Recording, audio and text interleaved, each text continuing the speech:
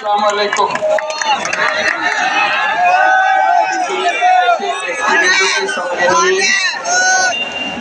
জাতির যে গুরুত্বপূর্ণ দায়িত্ব পালন করতে আমরা এসেছি,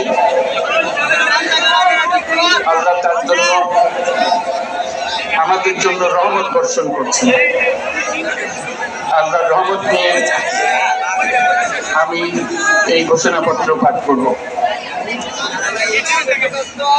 বিসমিল্লাহির রহমানির রহিম। যেহেতু উপনিবেশ বিরোধী লড়াইয়ের সুদীর্ঘকালের ধারাবাহিকতায় এই ভূখণ্ডের মানুষ দীর্ঘ 23 বছর পাকিস্তানের স্বৈর শাসকদের বঞ্চনা ও শোষণের বিরুদ্ধে রুখে দাঁড়িয়েছিল এবং নির্বিচার গণহত্যার বিরুদ্ধে গণপ্রতিরোধ করে 1971 সালে 26শে মার্চ স্বাধীনতা ঘোষণা করে রক্তক্ষয়ী মুক্তিযুদ্ধের মাধ্যমে জাতীয় মুক্তির লক্ষ্যে বাংলাদেশ রাষ্ট্র প্রতিষ্ঠা করেছিল।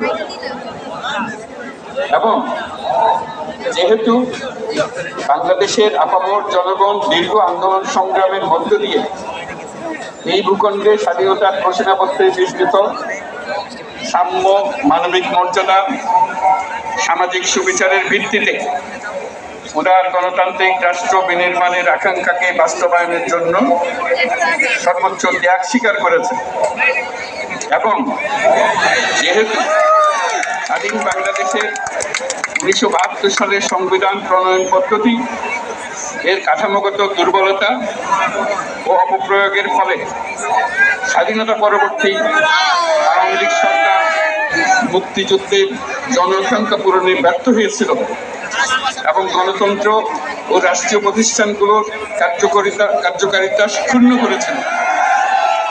এবং যেহেতু স্বাধীনতা পরবর্তী আওয়ামী লীগ সরকার স্বাধীনতার মূল মন্ত্র গণতান্ত্রিক শাসন ব্যবস্থার বিপরীতে বাকশাল নামে সাংবিধানিকভাবে একদলীয় শাসন ব্যবস্থা কায়েম করে এবং মত প্রকাশ ও বিচার বিভাগের স্বাধীনতা হরণ করে, যার প্রতিক্রিয়ায় 1975 সালের 7ই নভেম্বর দেশের সিপাহী জনতার ঐক্যবদ্ধ বিপ্লব সংগঠিত হয় এবং পরবর্তী সময়ে একদলীয় বাকশাল পদ্ধতির পরিবর্তে বহুদলীয় গণতন্ত্র, মত প্রকাশ ও বিচার বিভাগের স্বাধীনতা পুনঃপ্রবর্তনের পথ সুগম হয়। এবং যেহেতু 80-র দশকে সামরিক স্বৈরশাসনের বিরুদ্ধে দীর্ঘ 9 বছর ছাত্র জনতার অবিরাম সংগ্রামের মধ্য দিয়ে 1990 সালে গণ অভ্যুত্থান সংগঠিত হয় এবং 91 সালে পুনরায় সংসদীয় গণতান্ত্রিক শাসন ব্যবস্থা প্রবর্তন করা হয়। এবং যেহেতু দেশি বিদেশি চক্রান্তে সরকার পরিবর্তনের গণতান্ত্রিক প্রক্রিয়া ব্যাহত হওয়ায় 11-র মতো ষড়যন্ত্রমূলক ব্যবস্থার মাধ্যমে বাংলাদেশে শেখ হাসিনার একচ্ছত্র ক্ষমতা, আধিপত্য এবং ফেসিবাদের পথ সুগম করা হয়।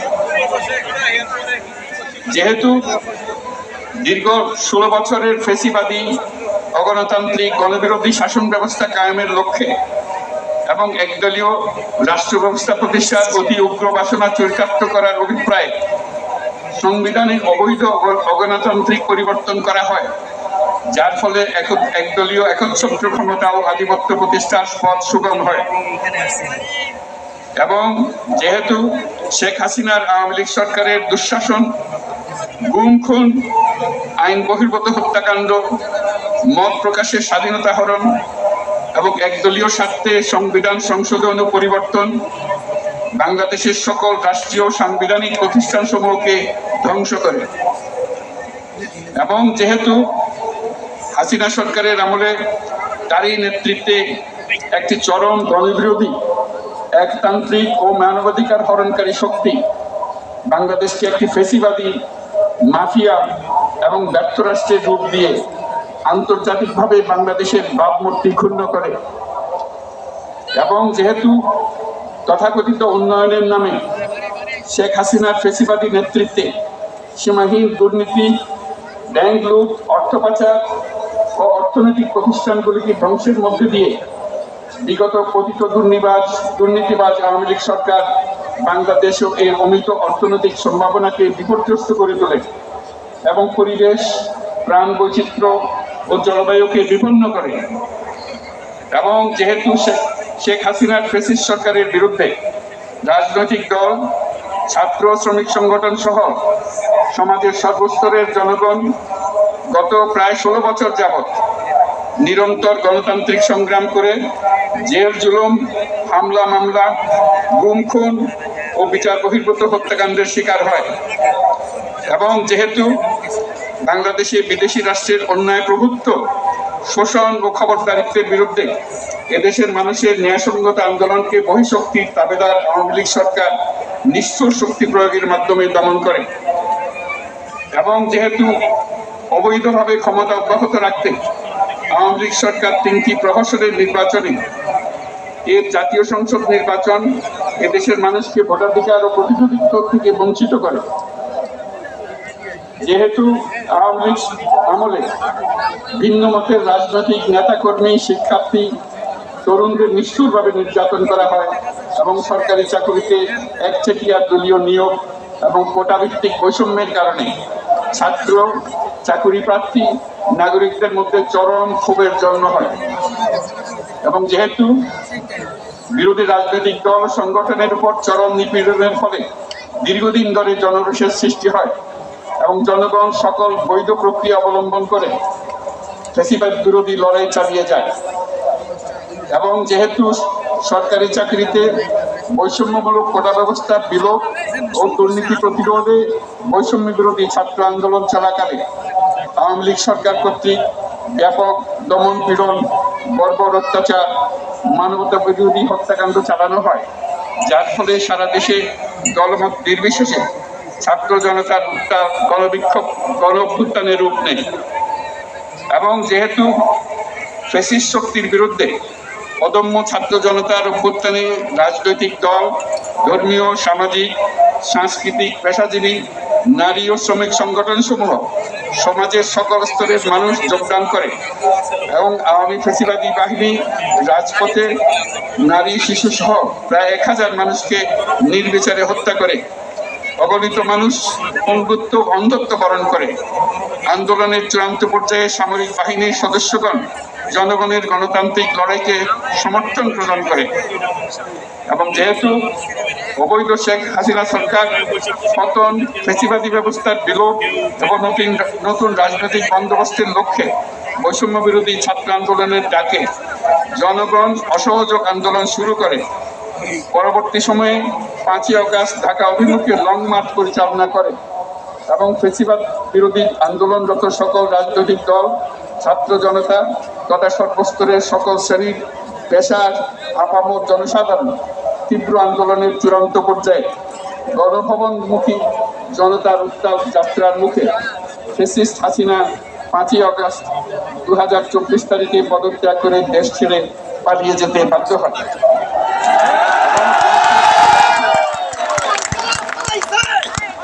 এবং যেহেতু বাংলাদেশের রাজনৈতিক ও সাংবিধানিক সংকট মোকাবেলায় গণ-অভ্যুত্থানের মধ্য দিয়ে ব্যক্ত জনগণের সার্বভৌমত্বে প্রত্যয় ও প্রয়োগ রাজনৈতিক ও আইনি উভয় দিক থেকে যুক্তিসঙ্গত, বৈধ ও আন্তর্জাতিকভাবে স্বীকৃত এবং যেহেতু জনগণের দাবি অনুযায়ী এরপর অবৈধ দ্বাদশ জাতীয় সংসদ ভেঙে দেওয়া হয় এবং সংবিধানের 106 অনুচ্ছেদ অনুসারে সুপ্রিম কোর্টের মতামতের আলোকে সাংবিধানিকভাবে ডক্টর মোহাম্মদ ইউনূসের নেতৃত্বে 8ই আগস্ট 2024 তারিখে একটি অন্তর্বর্তীকালীন সরকার গঠন করা হয়।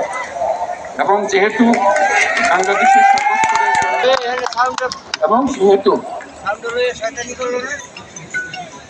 বাংলাদেশের জনগণ যুক্তিসঙ্গত সময়ে আয়োজিতব্য অবাধ ও সুষ্ঠু ও নিরপেক্ষ একটি নির্বাচনের মাধ্যমে গঠিত জাতীয় সংসদে প্রতিষ্ঠিত প্রয়োজনীয় সাংবিধানিক সংস্কারের মাধ্যমে দেশের মানুষের প্রত্যাশা, বিশেষত তরুণ প্রজন্মের আকাঙ্ক্ষা অনুযায়ী আইনের শাসন ও মানবাধিকার, দুর্নীতি, শোষণমুক্ত, বৈষম্যহীন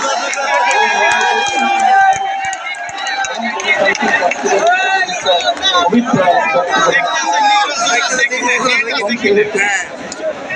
বাংলাদেশের জনগণ এই প্রত্যাশা ব্যক্ত করছে যে একটি পরিবেশ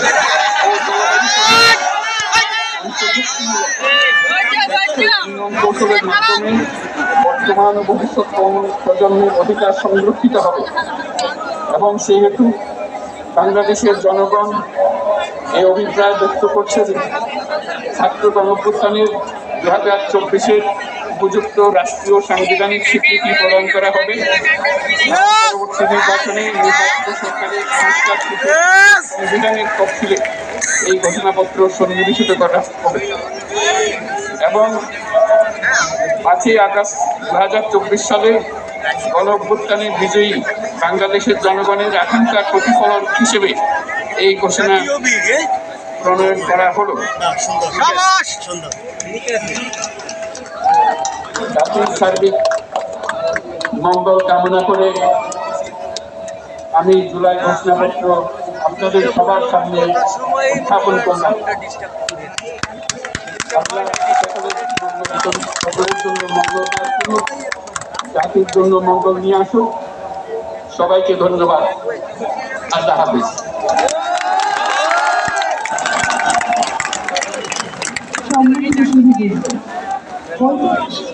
জুলাই ঘোষণাপত্র পাঠ শেষ হল। রাজনৈতিক নেতৃবৃন্দ সহ উপস্থিত সকলকে আন্তরিক ধন্যবাদ। মাননীয় প্রধান উপদেষ্টা অনুষ্ঠান সত্যাগ না করা পর্যন্ত সকল সম্মানিত অতিথিকে স্ব আসনে উপবিষ্ট থাকার জন্য সবিনয় অনুরোধ জানাচ্ছি।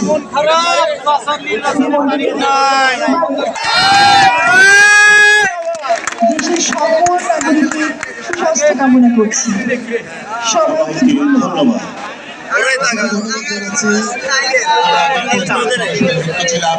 শুনেছি আপনাদের যে কাঙ্ক্ষিত জুলাই সনদ আপনারা নিজ এক ইতিহাসের সাক্ষী হয়েছেন। ৭২ সৃষ্টিকর্তার কাছে অনেকে প্রার্থনা করেছেন, এখনো করছেন। আপনাদের ত্যাগ, আপনাদের সংগ্রাম আজ প্রাতিষ্ঠানিক একটা পরিচয় পেয়েছে সবার জন্য।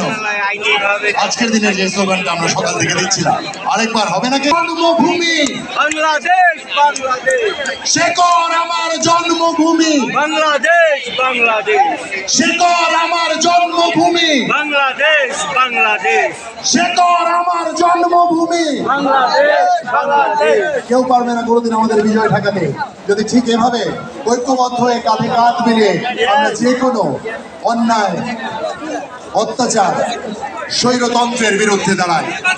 A big salute to all of you যারা আজকে এই অসম্ভবকে সম্ভব করে তুলেছেন। কৃতজ্ঞতা জানাচ্ছি মাননীয় প্রধান উপদেষ্টার প্রতি, তিনি আমাদের সাথে যুক্ত হয়ে এই অংশটুকু জুলাই সনদের যে ঘোষণা, সে ঘোষণা আমরা আমাদের পারফরমেন্সের অপেক্ষা করছি। 10 সেকেন্ড সময়।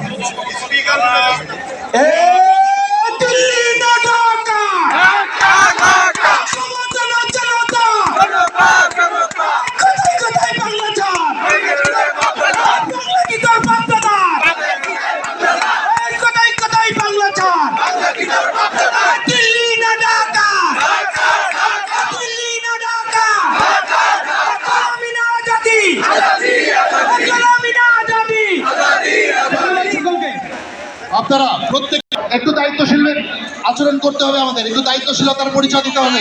সামনে যারা দাঁড়িয়ে আছি এক স্টেপ পিছন দিকে